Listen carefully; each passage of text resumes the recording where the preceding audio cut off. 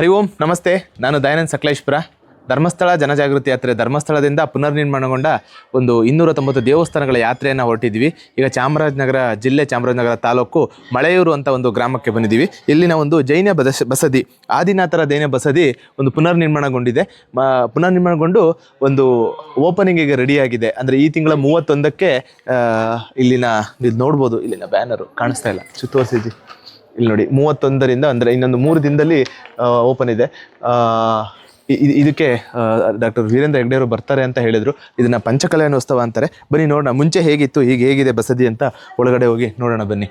ನಾವು ಪ್ರಾರಂಭದಲ್ಲಿ ಬಂದರೆ ಮಾನಸ ಮಂಟಪವನ್ನು ನಾವಿಲ್ಲಿ ಕಾಣ್ಬೋದು. ನಮ್ಮಲ್ಲಿ ಹೇಗೆ ಗರುಡಗಂಬ ಅಥವಾ ನಂದಿಗಂಬ ಅಂತೀವಿ, ನಮ್ಮ ಜೈನರಲ್ಲಿ ಮಾನಸ ಸ್ತಂಭ ಅಂತಾರೆ. ಇಲ್ಲಿನ ಅರ್ಚಕರಿದ್ದಾರೆ, ಈ ದೇವಸ್ಥಾನದ ಬಗ್ಗೆ ತಿಳಿಸ್ಕೊಡ್ತಾರೆ. ಬನ್ನಿ ಮಾತಾಡ್ಸೋಣ. ನಮಸ್ತೆ. ನಮಸ್ಕಾರ. ನಿಮ್ಮ ಹೆಸರು? ಜಯ ಜಿನೇಂದ್ರ. ಇದು ನನ್ನ ಹೆಸರು ನಾಗೇಂದ್ರಯ್ಯ ಅಂತ. ಇದು ಸುಮಾರು 900 ವರ್ಷಗಳಷ್ಟು ಪುರಾತನವಾದ ಜಿನಾಲಯ.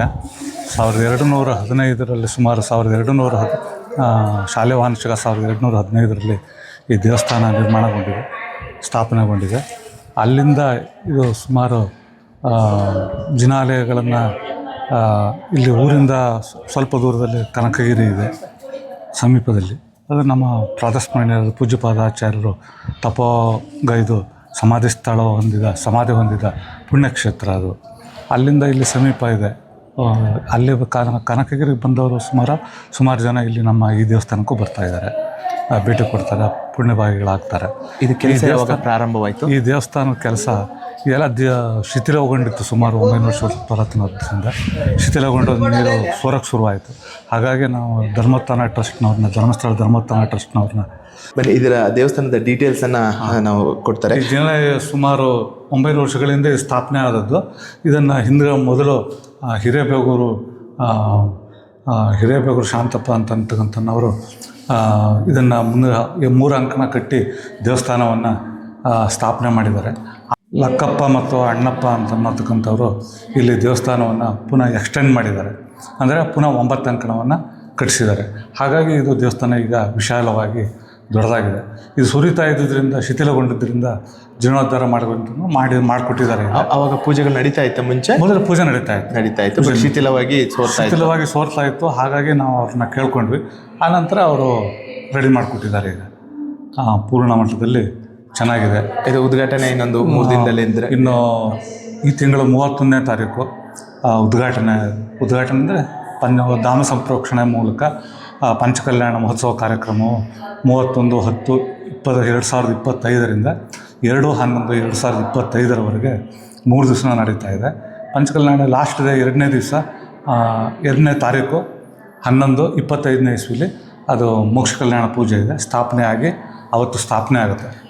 ಧರ್ಮಸ್ಥಳದಿಂದ ಯಾರಾದರೂ ಬರ್ತಾ ಇದ್ದಾರಾ? ಧರ್ಮಸ್ಥಳದಿಂದ ನಾವು ಇನ್ವೈಟ್ ಮಾಡಿದ್ದೀವಿ, ಅವರು ಬರ್ತಾ ಇದ್ದಾರೆ. ವೀರೇಂದ್ರ ಮಾನ್ಯ ಶ್ರೀ ಪೂಜ್ಯ ಡಾಕ್ಟರ್ ಶ್ರೀ ಡಿ ವೀರೇಂದ್ರ ಹೆಗ್ಡೆ ಅವರು ಬರ್ತಾ ಇದ್ದಾರೆ. ಹಾಗೂ ಡಿ ಸುರೇಂದ್ರ ಕುಮಾರ್ ಅಣ್ಣವರು ಬರ್ತಾ ಇದ್ದಾರೆ.